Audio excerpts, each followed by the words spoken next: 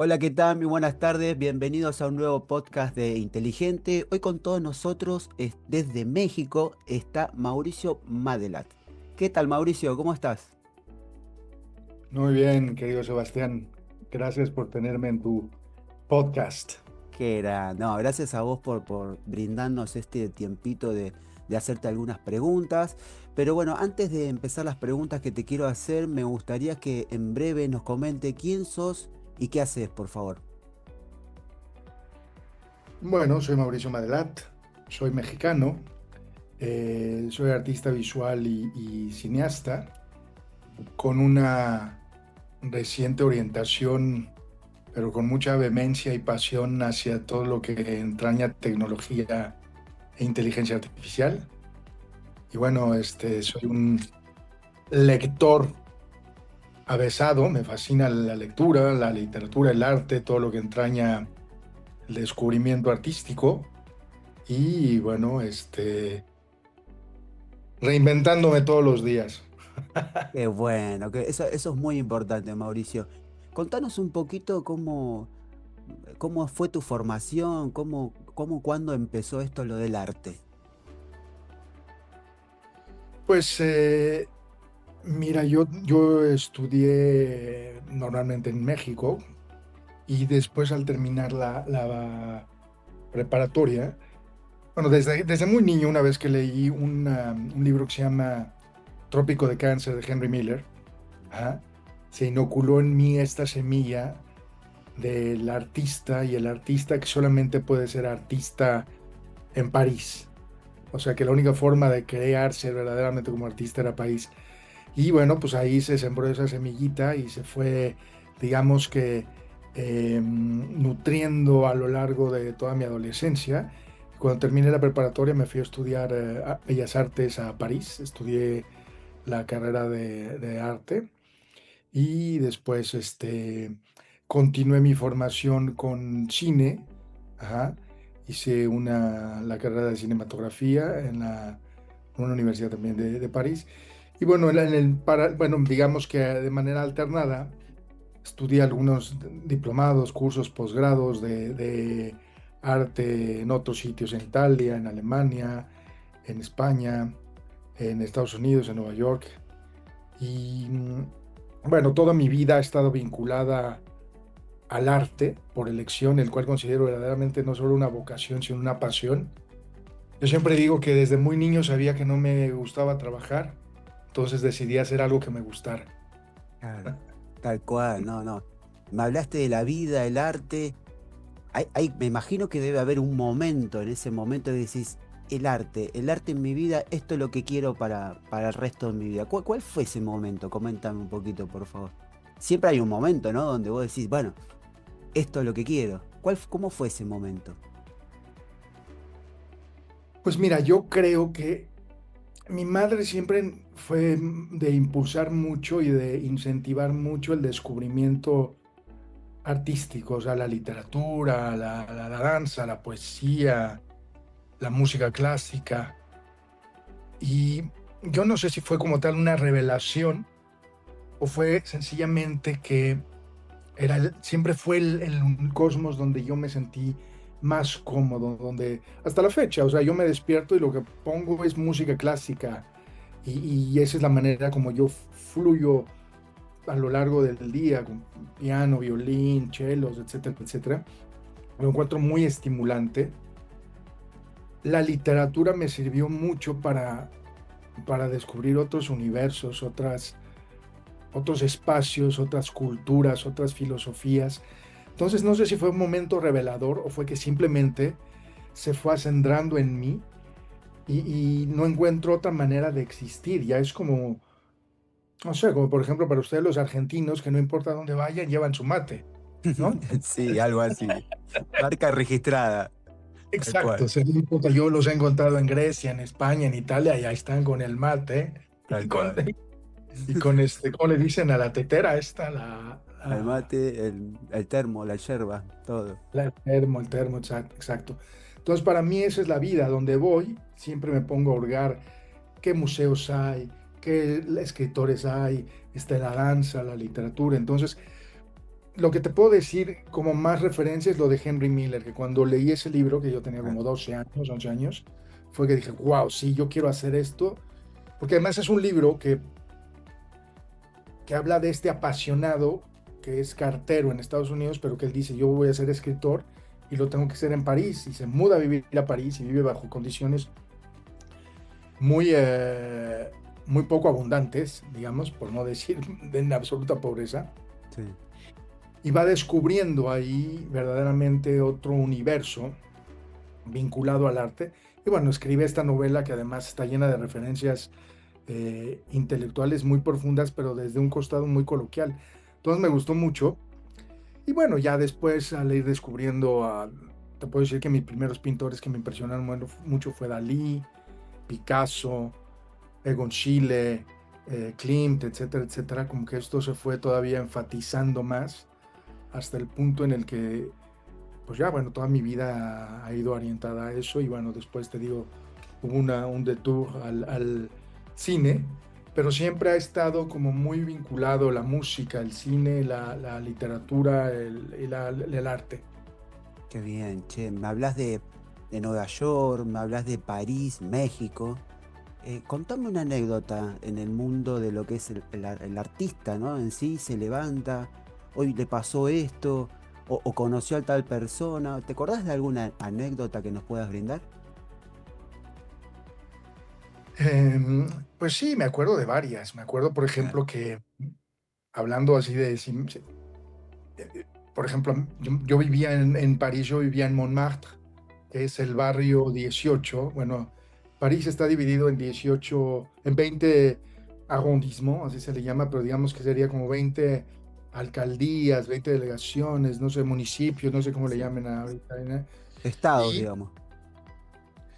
pues no es propiamente estados, porque bueno, pues estados sería, por ejemplo, allá en Argentina sería Córdoba, Claro, no provincias. sé, sí, aquí es más pequeño, es como pequeños, como colonias, si Ahí quisieras está. llamar. Así Dale. está formado París en 20. Yo vivía en el 18, que legendariamente ha sido muy históricamente espacio de artistas, ¿no? O sea, desde que te hablo que ahí vivió Jacques Brel, Edith Piaf, Bien. etcétera, etcétera. Y un día bajando de donde yo vivía, que era Montseny, que era justo detrás donde está la catedral de Sacré-Cœur, del Sagrado Corazón, que es esta catedral enorme que está en una, pues digamos que en una montaña ahí en el 18.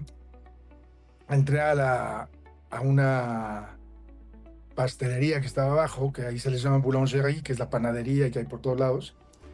Y bueno, quien estaba delante de mí era Sinéad O'Connor, la cantante, que Sinead vivía O'Connor. ahí a unas calles de mi casa y bueno, pues nos sentamos en la misma mesa a hablar y charlar de la vida. Te hablo que estaba haciendo ahí mis estudios de cine en ese momento y ella todavía no era tan famosa, empezaba en ese momento.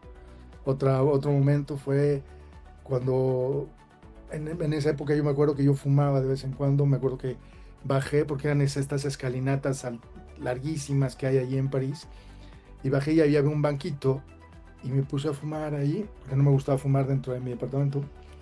Y de repente llegó un hombre, pues ya mayor, y se sentó a fumar conmigo y empezamos a platicar. Y resultó que era Louis Malle, el director de Luz del Oso, etcétera. Y pues me contó que su mujer no lo dejaba fumar en casa. Entonces, bueno, como esas cosas pues, me han ocurrido otra vez en Nueva York, estando en un restaurante en Nueva York y yo iba con mi pareja en ese entonces, en la mesa de al lado se nos sentó Robert De Niro y Al Pacino, Qué lindo. y bueno, luego nos invitamos a su mesa y Al Pacino se la pasó toda la noche intentando seducir a mi novia. Ah, un amigazo, ¿no? Pero bueno, cosas como esa, así como, bueno, descubrir dónde vivía Víctor Hugo en París o por ejemplo, el primer recinto en Montmartre, donde se reunían los pintores como Picasso, y toda esta grupo de artistas de la época de Francia, Gauguin, etcétera, etcétera. Bien, bueno, muy lindas. Son varias anécdotas y muy, muy lindas cada una. Escúchame, nos conocimos en un bootcamp de inteligencia artificial y no-code. ¿Qué te llevó a llegar a ese punto de empezar un bootcamp de esta magnitud en lo digital, en la inteligencia artificial? ¿Por qué un artista se involucra en ese sentido?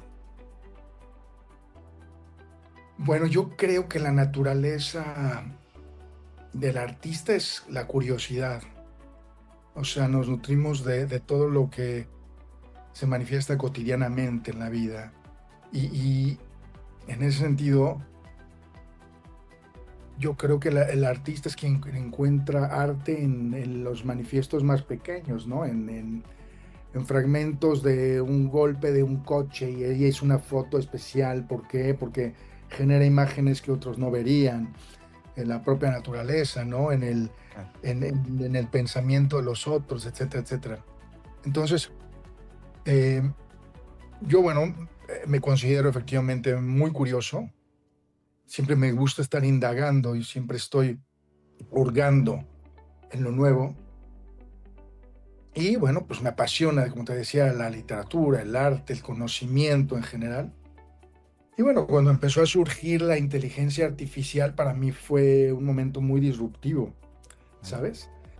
Porque, pues porque me reveló todo un universo que para mí era de casi casi de fantasía. Yo recuerdo que de niño, no te hablo que tendría 8 o 10 años, una vez una maestra de la escuela nos preguntó, nos hizo que escribiéramos en una hoja si pudiéramos pedir un deseo, fuera un mago, una hada madrina, quien sea, ¿qué sería?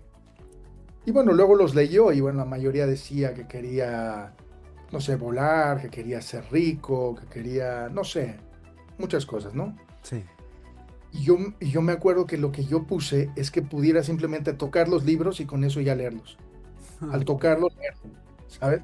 Entonces, siempre me ha apasionado la posibilidad del conocimiento porque creo que tengo más sed de lo que puedo llenar y cada vez que voy a una librería flipo de ver tantos libros que pues nunca voy a poder leerlos todos. Y entonces, cuando empezó a surgir la inteligencia artificial, me pareció que fue este espasmo o este chispa de conexión con tocar un universo justamente de conocimiento de manera mucho más rápida, mucho más contundente, y que bueno, hoy al tiempo tú lo habrás constatado, se vuelve parte de tu existencia cotidiana y esta inteligencia artificial, sea la que elijas, ChatGPT, Gemini, Claude, la que quieras, se vuelve una especie como de compañero de trabajo que se vuelve tu amigo, que muchas veces ya conoce, yo le llamo Nina o Bombón a la mía,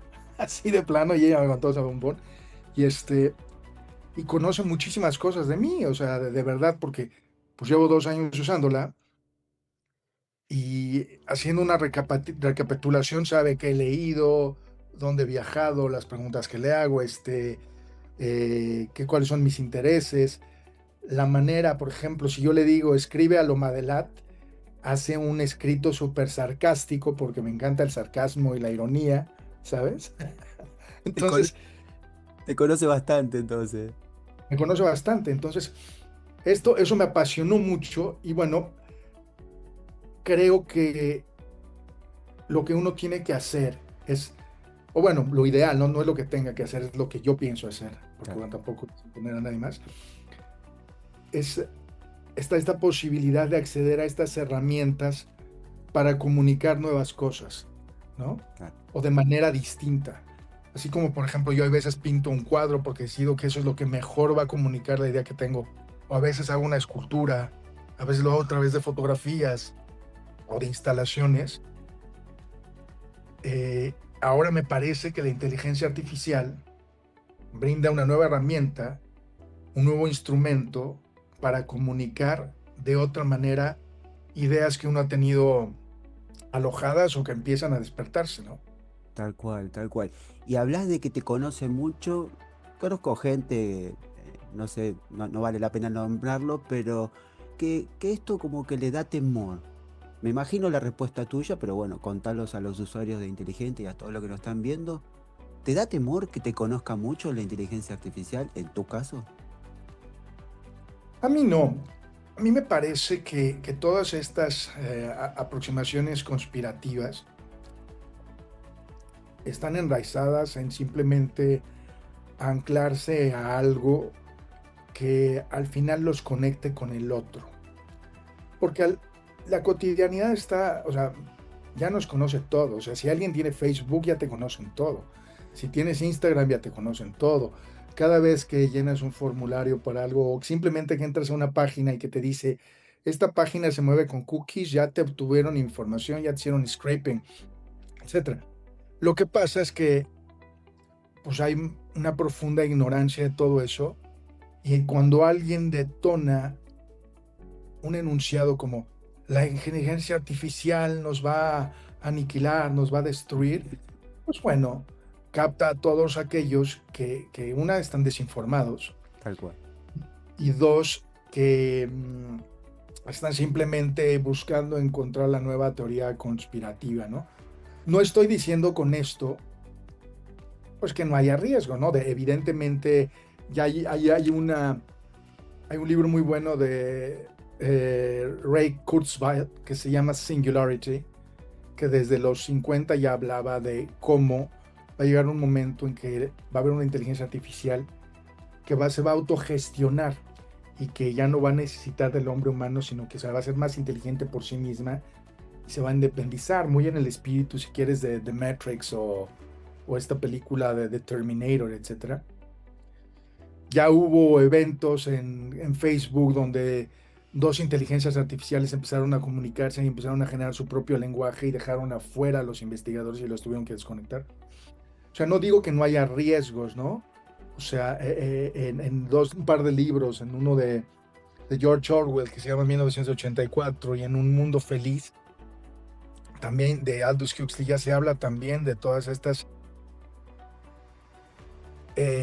nuevas tecnologías y estas, en ese entonces no se les llamaba inteligencias artificiales, pero esencialmente es lo mismo, que podrían hasta cierto punto controlar, ¿no?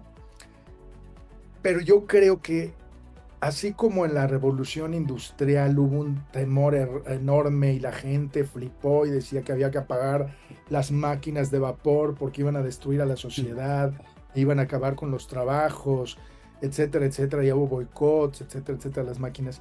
Y lo que terminó ocurriendo es que efectivamente dejaron de existir ciertos trabajos que eran completamente artesanales o manuales gracias al advenimiento de la máquina de vapor y la revolución industrial, pero se crearon otros, ¿no?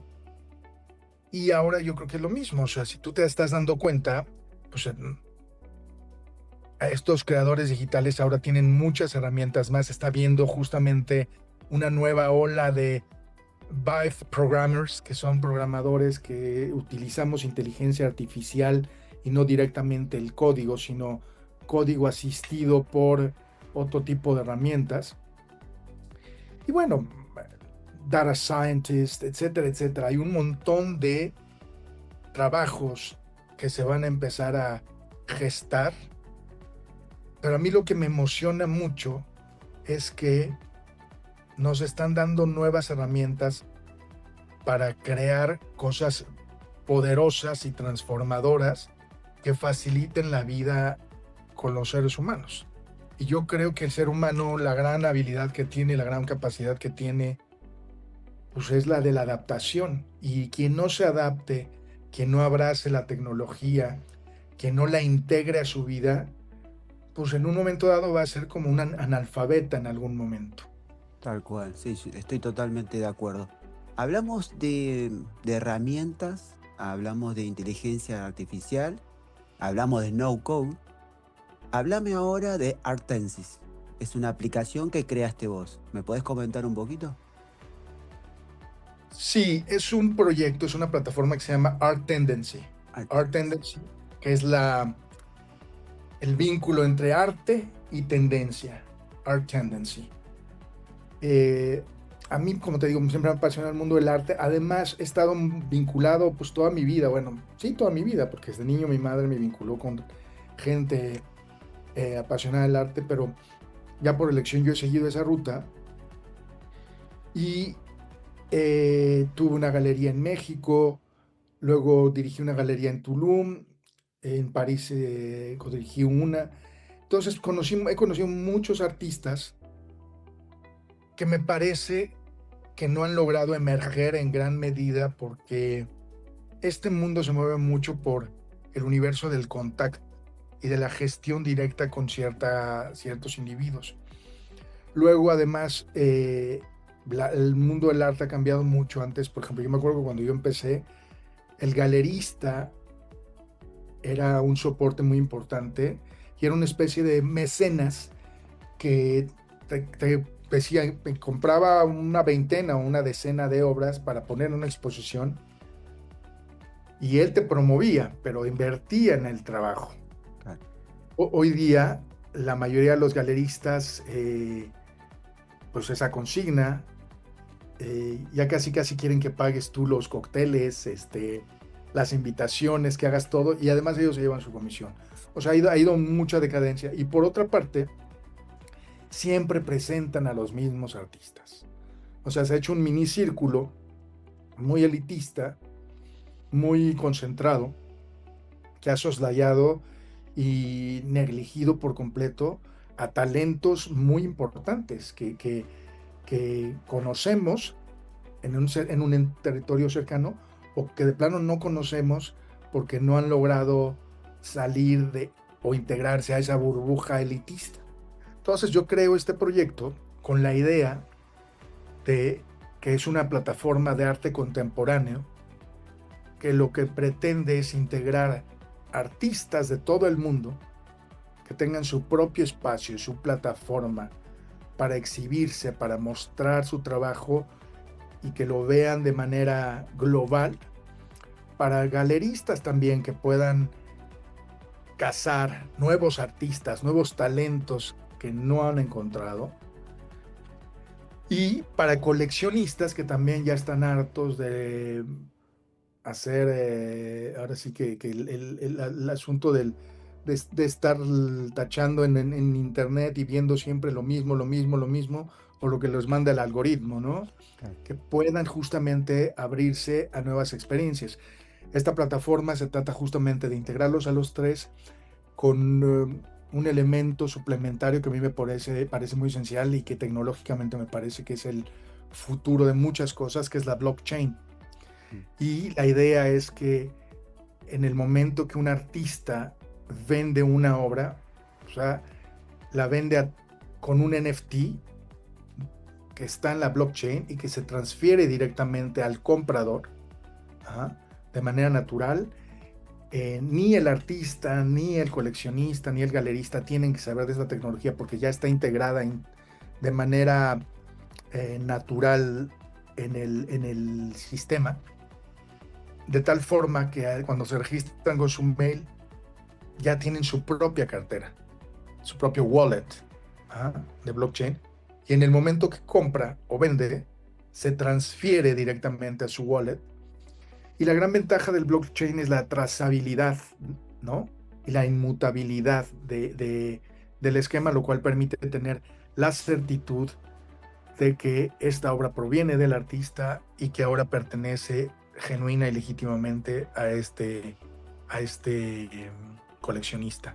Aunado a esto, a mí me parece que así como en un programa de televisión, si lo vuelven a pasar, hay regalías, aquí va a haber una cuestión que el artista y el coleccionista a la hora de la venta se ponen de acuerdo en esta situación de regalías que está planteada en el smart contract de la plataforma, y pues si ese artista sigue generando obra importante y evidentemente crece, que esa es la idea, pues la obra que compró el coleccionista se va a revaluar muchísimo.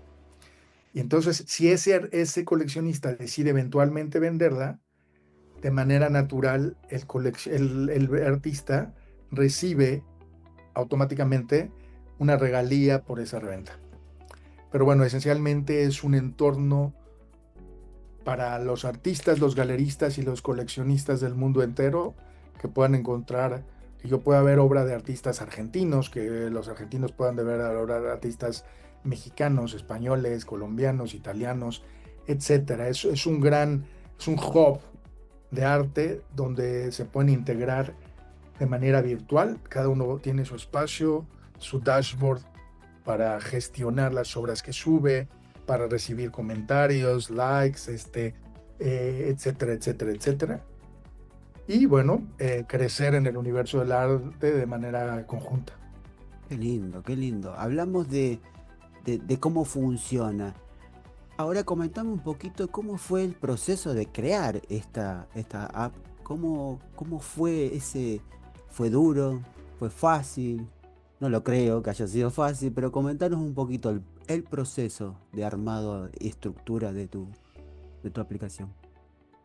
Pues mira, yo trabajo mucho primero lo conceptual, igual en mis obras o en mis colecciones, lo que hago mucho es, para mí lo más importante primero es el concepto, porque creo que con eso se sostiene mucho de los proyectos. Hay un decálogo en la posguerra muchos artistas europeos migraron a Estados Unidos, muchos artistas expresionistas, entre ellos un artista muy importante que se llama Mark Rothko, que hay una anécdota buenísima de Mark Rothko, pero que luego si quieres te cuento, pero Mark Rothko en Estados Unidos creó un decálogo de los artistas y en uno de ellos dice: "There's no such thing as a beautiful painting about nothing", que quiere decir, no hay tal cosa como una bella pintura sobre nada.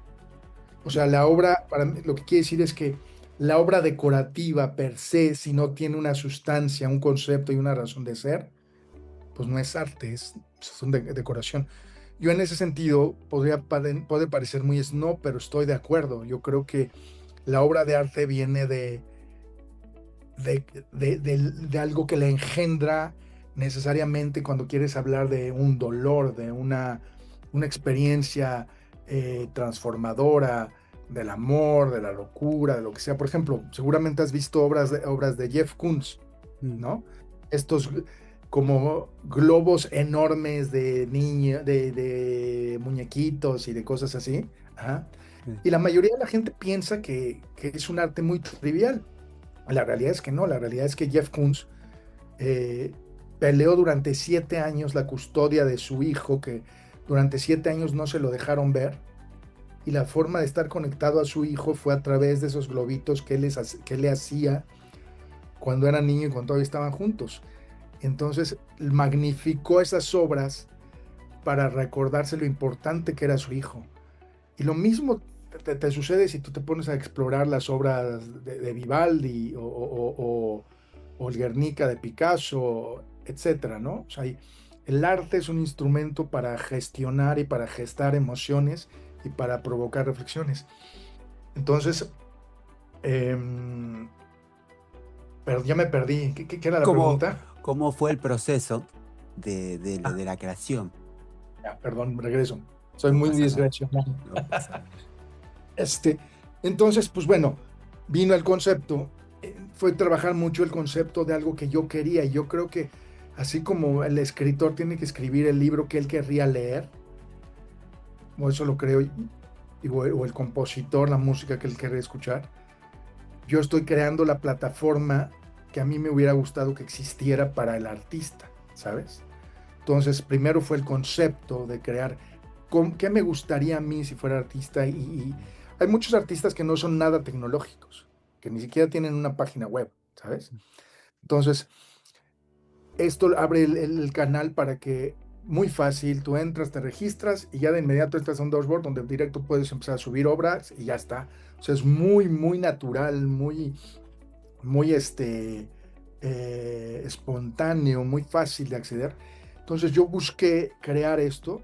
Después, pues bueno, justamente ahí fue donde convergimos tú y yo, que fue en el bootcamp, fue buscar una alternativa que me permitiera con un poquito de conocimiento y que no fuera tan empírico o tan autodidacta, tener un poco de herramientas para saber por dónde empezar.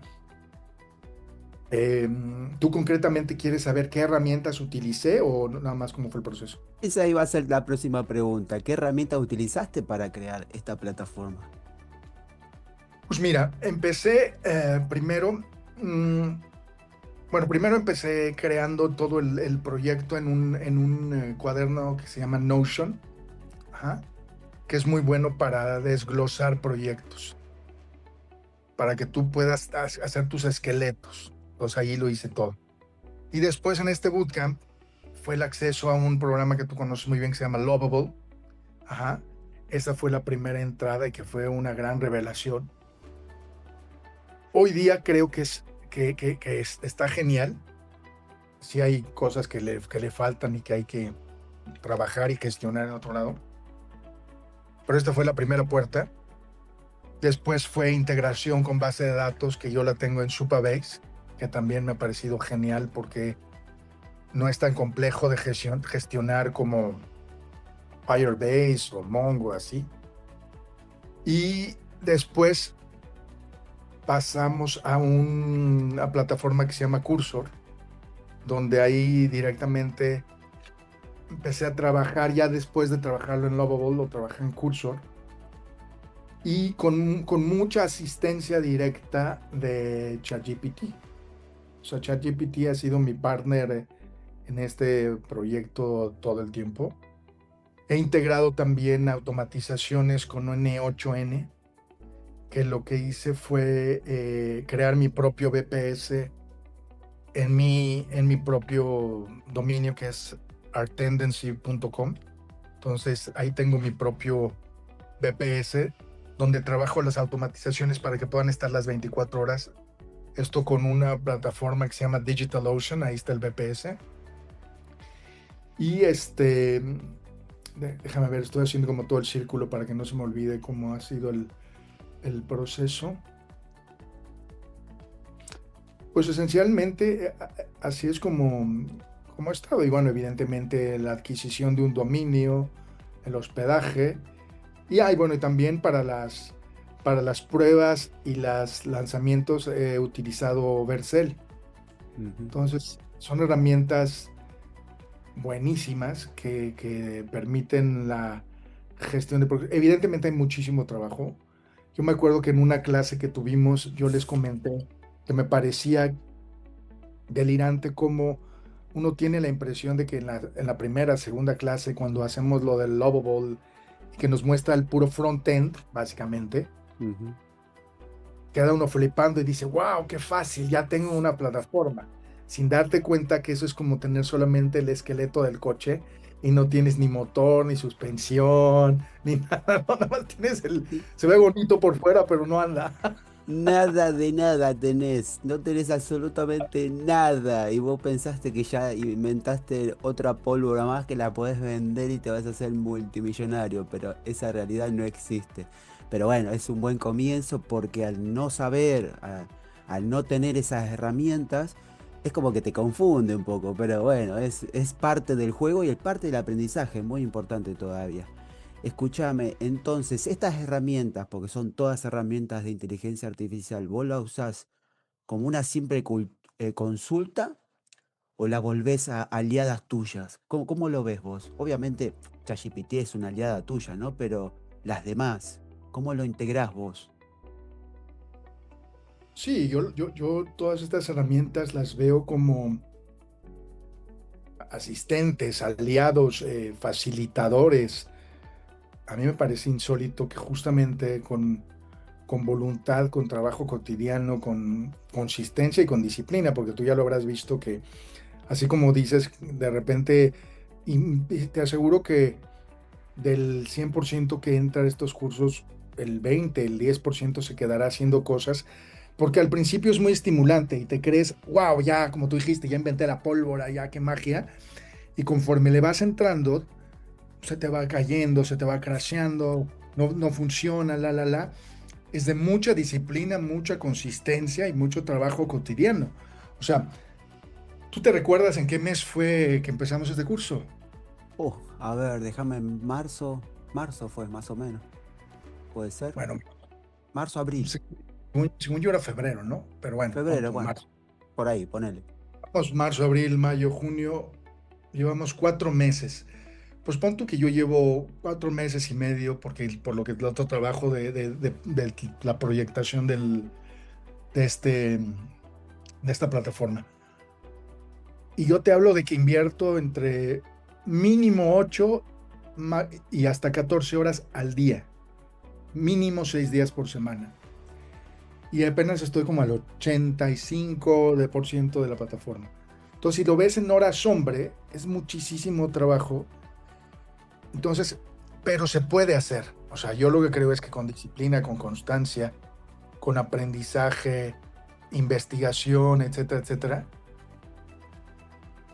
Yo no sé si a ti te ocurrió que de repente leías que te lo cuento porque hace poco leí que un tipo, el que inventó un juego muy famoso, a lo mejor tú te acuerdas ahorita, estuvo 3 años trabajando en este juego, 3 años que su novia lo mantuvo.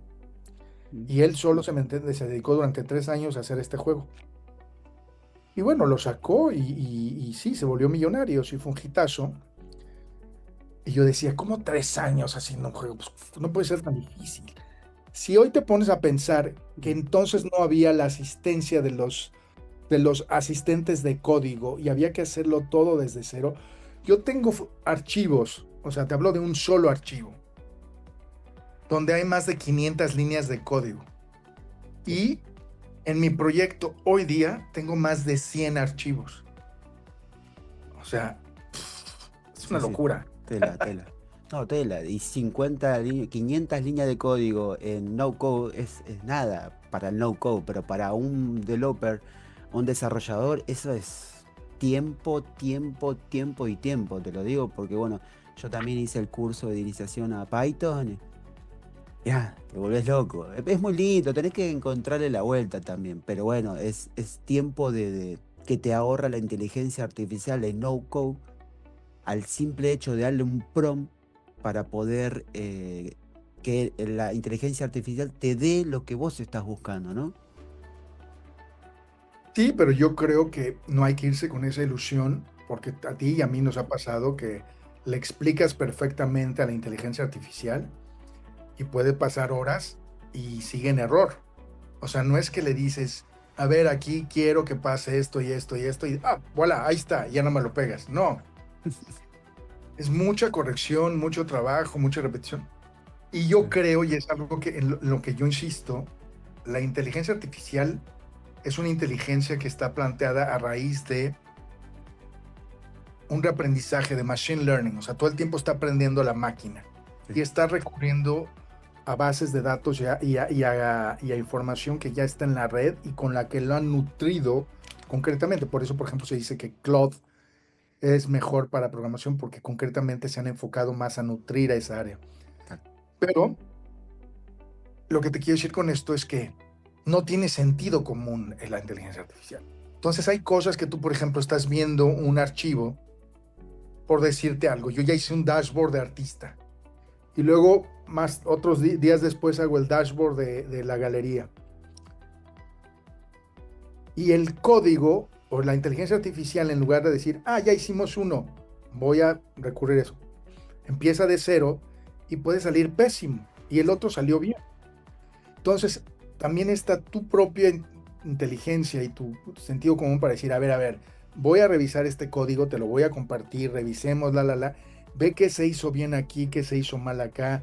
Tú mismo, pues te vas metiendo en el propio código, vas aprendiendo mucho y vas entendiendo qué líneas pueden estar mal, dónde podía estar el error, etcétera, etcétera. Entonces, yo sí creo que en este momento es un asistente muy, muy poderoso, pero no es infalible. No, tal cual. Che, y hablando de esto, ¿qué potencial le ves a la inteligencia artificial en el arte? ¿Crees que hay un potencial muy grande ahí? Pues mira, no lo he explorado todavía, pero sí es mi intención. Yo creo que justamente hay todavía herramientas. Yo, por ejemplo, actualmente estoy haciendo una peliculita con inteligencia artificial, ¿no? Bien ahí, bien. ¿Qué estás usando? ¿VO3? ¿Runway? No, estoy usando Runway, Midjourney, Ideogram. Bien. Eleven Labs, Fish Audio.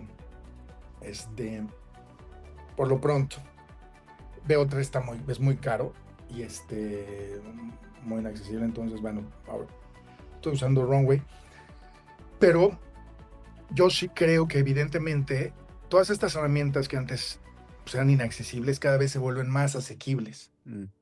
¿Ah? Y, por ejemplo, eso va a transformar la industria cinematográfica radicalmente. Hay mucha gente, yo que vengo del mundo del cine, un día de rodaje para una película te puede costar $100,000, un día de rodaje. Entonces, si tú te pones a pensar cuánto te puede costar tu plataforma aquí, tu plataforma acá, tu plataforma acá, por un mes, y si tú te compras el ilimitado de este y el de este, no te gastas más de $300 en el mes y vas a poder crear una película, evidentemente con sus limitaciones, con sus errores, pero cada vez estamos más cerca. Yo me acuerdo cuando empecé a explorarlo hace un año, no estabas ni cerca de poder conseguir generación de caracteres que se repitieran. Hoy día ya puedes, yo elijo tu cara, la cara de Sí, Sebastián, sí, sí. y la pongo y digo, y ahora Sebastián está corriendo en la llanura junto a su perro. Y vamos a ver a Sebastián. Y luego Sebastián se está tomando una copa, ta, ta, ta. Es mucho más sencillo. O sea, estoy simplificando los prompts, pero básicamente es esto. Tal cual. Entonces, yo creo que en el cine ya se está viendo. En la música ni se diga. Ya tú ves herramientas como Suno, Fish Audio, que te crean música y que tú nada más les pones básicamente el género, le puedes hacer la letra, etcétera. Todo esto cada vez vas a hacer. En el territorio del arte visual, o sea, te hablo de pintura, escultura, arte objeto, etcétera, etcétera, pues todavía estamos muy en el territorio de lo físico, donde todavía una inteligencia artificial no puede trasladarlo tal cual o no de manera tan asequible. Pero yo sí creo que va a ocurrir. Personalmente, yo estoy en la idea de justamente eh, poder crear más adelante arte más inmersivo a través de la inteligencia artificial. No sé si me explico, o sea, arte Sí. que justamente a través de esta herramienta permita que tú entres en una sala y se vuelva responsivo, ¿no? Por ejemplo, tengo la idea de que el mundo se está moviendo mucho y hay un gran debate en torno al racismo, a los problemas de inmigración, etcétera, etcétera. Entonces me parece que sería muy interesante la gestión de entrar en una sala y que dependiendo de cómo te ves, te traten los sensores que están ahí, Mira. puramente a través de cómo te ves. Entonces, eso me parece que hace un enunciado de cómo estamos nutriendo a la sociedad, qué es lo que le estamos dando y eso finalmente te lo refleja la máquina. En síntesis, creo que hay una gran potencia, todavía no lo estoy explorando más que a través del cortometraje que te estoy contando, pero sí le veo una gran posibilidad. Sí, estuve viendo yo, hago siempre investigaciones de todo lo que tenga que ver con inteligencia artificial y leí una nota en Samsung que decía no mucho más del 2029, incluso antes, que las televisiones van a incorporar inteligencia artificial. Ya tienen inteligencia artificial, pero de una manera distinta. Como por ejemplo, hablándole a una cámara, diciéndole, bueno, créame una película de 60 minutos donde el personaje sea este, sea él, aquel, y el final te lo dejo a tu criterio. Vos hablándole a la tele y la inteligencia artificial creándote la película en el momento que vos quieras. No lo veo muy lejos, pero bueno, puede llegar a pasar, puede llegar a ser, yo creo que sí va a pasar eso. ¿Y cómo ves vos la inteligencia artificial, el arte en sí en México en la actualidad? En lo digital, en la IA. ¿Cómo ves vos en México esto, lo que te estoy comentando? Pues mira, Ciudad de México se ha vuelto como un centro cultural muy, muy, muy importante. O sea, a raíz de la pandemia se volvió un espacio muy cosmopolita de gente de todas partes del mundo que se dieron cuenta que era un lugar muy lindo, con un clima espectacular. y con una ebullición internacional muy interesante. Entonces, pues te digo que a nivel artístico es muy interesante como foco de atención. Hay muchos, después de Londres, Ciudad de México es la ciudad con más museos del mundo, imagínate. Y hay muchas galerías de arte, pero además se ha extendido a muchos otros territorios de la cultura, por ejemplo, y del arte. La gastronomía, por ejemplo, hoy día abren un restaurante cada día y te encuentras desde comida tailandesa, china, japonesa, a rusa, polaca, argentina, obviamente muchísima. Además tenemos mucha inmigración argentina. Entonces, eh, yo creo que México está siendo un foro muy interesante para crear. Ahora el problema, y bueno, a nivel institucional, ahora el problema es el mismo que te comentaba, o sea, son las instituciones y los museos los que muestran y las galerías siempre tienen a los mismos artistas. Entonces, de ahí la necesidad de abrir espacios virtuales, como el Art Tendency, yo creo. Pero a nivel creación, yo creo que México está siendo muy, muy, muy interesante. Bien. Che, escúchame, y ahora en la actualidad, ¿estás en algún proyecto? Eh, ¿Futuro, no futuro? ¿Lo estás pensando? ¿Tenés algo en vista? Pues mira, ahorita mi prioridad es terminar la plataforma, lanzarla ya, que ya estoy bueno, te compartiré al final si quieres los accesos para lanzamiento de la plataforma de Art Tendency. Y además también a través de mis redes sociales, que las comparto. Esa es mi prioridad ahorita, la parte de sacar eso. También desde hace unos meses, desde agosto, comencé a escribir una novela que se llama Una jaula en busca de un ave y Mm. que ya estoy en el capítulo 14. Estoy, digamos que acabo de terminar el segundo acto y estoy comenzando el tercer acto. O sea, ya estamos en el último tercio de la novela. Yo espero tenerla lista para lanzarse antes de fin de año, o sea, septiembre, octubre, por ahí. Esos son los proyectos esenciales. Tengo otros proyectos, digamos que contemplados una vez que termine estas dos cosas que son prioritarias para mí, tanto Art Tendency como la novela. Después seguiré en paralelo con proyectos tecnológicos que me emocionan. Y bueno, retomaré una serie de esculturas y de pinturas que la serie se llama As Time Fades Away, que se podría decir en español algo así como Mientras el tiempo queda atrás, algo así. Y es una reflexión sobre cómo los seres humanos vamos transitando ineluctablemente por tragedias, por crisis, por afecciones que nos marcan, pero que al final pues siempre tenemos que trascender. Y solo nosotros sabemos dónde están esas cicatrices, dónde están esas heridas, aunque el mundo nos vea completos, aunque el mundo nos vea indemnes. Cada quien trae sus cicatrices, sus propias fracturas, sus propias rupturas, en qué parte del cimiento de su ser está ahí. Entonces, es una serie de esculturas y pinturas que ya comencé, que hay algo de eso en mi Instagram y en mi página, pero no he podido continuar porque son obras muy demandantes, son de semanas, meses. Y ahorita lo que tengo la prioridad es terminar Our Tendency, la novela, y luego seguir con eso. Qué bueno, Mauricio. Bueno, para ir cerrando y no quitándote más tiempo, que me imagino que estarás ocupado, de Todo vuelta te bien. agradezco por tu tiempo. Me gustaría hacerte una pregunta, decir, mejor, ¿qué sugerencia le podrías dar a esos artistas que están o queriendo involucrarse con la inteligencia artificial o lo digital en sí, en base a tu experiencia? ¿Qué les dirías? ¿Qué sugerencias les dirías a esas personas, a esos artistas, ¿no? Pues mira, yo he dado clases y a mis alumnos siempre les digo que lo más importante es el concepto, desarrollar un concepto y partir de ahí. O sea, Tú no tienes un buen tequila sin un buen agave, ¿no? Claro, O sea, no tienes una buena hierba de mate, pues no te va a salir un buen mate. tal cual.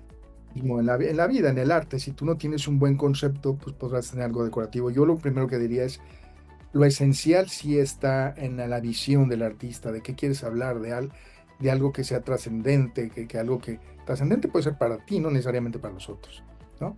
Yo partiría de ahí y luego, pues yo creo que cada quien tiene su propia pugna y hay artistas que solamente les mueve lo tangible y van a preferir irse al material, a la pintura y diría, "Bueno, vaya y explóralo con disciplina, con consistencia y con trabajo cotidiano".